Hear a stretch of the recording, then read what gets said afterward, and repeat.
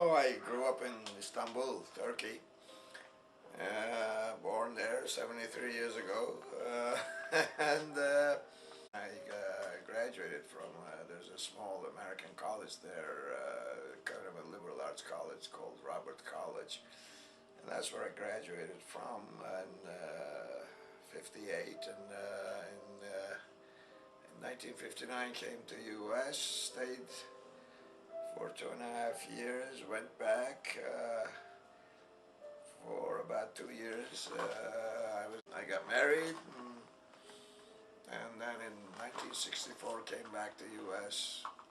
to Detroit, and in 1974 I came to Toronto, and I've been here from that, from 1974. I had a degree in chemistry, so I continued on. I had a master's from University of Detroit, and a PhD from Wayne State University. And I taught at Wayne State University's Monteith College. It was a sort of one of those, how should I put it, experimental colleges, and I taught there. Then when I came to Toronto, eventually I ended up being a senior lecturer in the chemistry department at the University of Toronto's Department of Chemistry. And I retired about, what is it now? Oh, well, 8 years.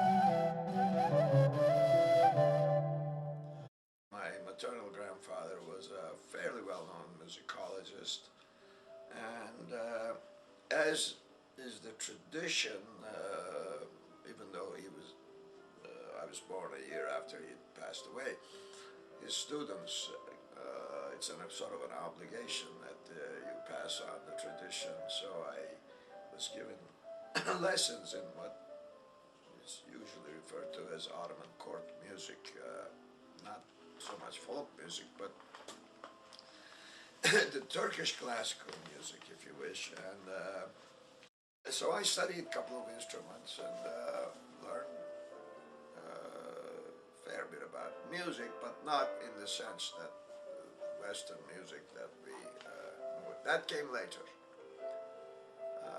So there is some musical background, but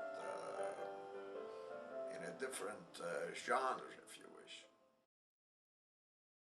I do remember the good friend of mine, a very close friend of mine, who was a soccer player. He'd gone to Russia with the Turkish youth team, and he brought back a whole bunch of LPs. And among these LPs were Richter, Gilels, and Kondrashin, Ravinsky, Oistrakh, and so on. Yeah. And those are those LPs we kept playing and playing and playing, and this was quite an eye opener or ear opener, if you wish, for me. That all I knew was what was mostly available from the radio. I had some 78s. LPs were quite expensive, but on the radio there was quite a bit. But most of it, those of you probably remember from those days, it was mostly Ormandy and whatever was issued in the West. So the Russian material was suddenly for us something to look more into, and that's how Richter is. I mean, there are others who I obviously love, but Richter stands out no matter what, and, or I should say, however, whichever way I look at it, Richter stands out. Yeah.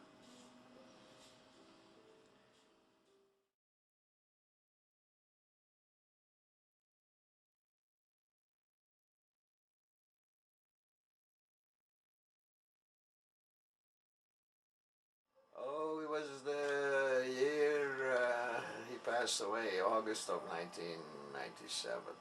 Then I used to do more updates. I haven't done it for a while, but about once a year or maybe once every couple of years. The idea, there was friends of Tanin Recchter and Emil Grell's society, and I was a member of that, and the John Berry at the time and I had some exchanges. As a matter of fact, that's how I got to meet you, Alex. And then, you know, I agreed that the web is the best place to set up any kind of discography because it keeps changing and people can keep up with that. But John died in the meantime, and when Falk Schwartz took over the society, he didn't like the idea. As a matter of fact, as a result of that,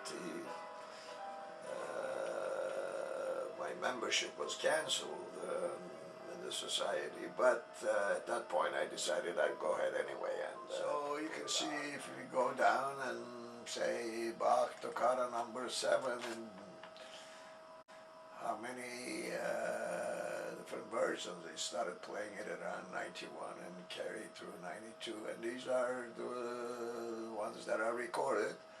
And you can see if there's a star, that means I have a copy, and now here's one without a star. That means I know it exists, somebody has it, but I haven't been able to get a copy yet.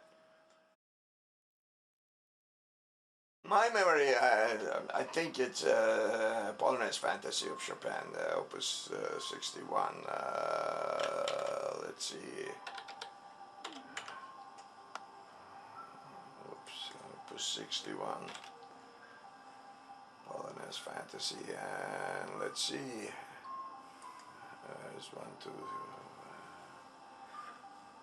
15, 20. Oh, there must be about 50 versions of it. Frank Lejean's symphonic poem for piano and orchestra, we only have a single version, recorded in '52. And I would say there's about maybe a dozen or more entries where I only have one single entry. Here is another one, for example, Glazunov Nocturne from, again, 1952. Together with this, there came a point where people are asking for copies, and I met Jacob Harnoy, and he has a very small label, Do Re Mi, and especially those things that people were more interested and asking for copies, we decided to issue them as commercial CDs, and we've been doing that since up to, well, 17 CDs, and a couple others with Rostropovich or Oistrakh. I think there's altogether maybe now 20. Nobody knows what it's going to look like in 10 years, but I imagine they will be, availability will be on the increase. Yeah, that's true, especially with the internet, and nowadays people being able to, you know, post things on the internet in pretty good quality, so there's going to be more and more of that, no doubt. As to, I mean, of course, commercial issues should have better quality, but we'll see how it works out. I mean, I don't think the commercial issues are going to disappear altogether, but it's hard to tell. Well, I would say almost 90% is live recordings, maybe more. Yeah. You know, that's a tough one. I hadn't thought about it. It's a lot, but my guess is I think about 700. That's my guess of CDs. Somewhere from 700 to 1,000.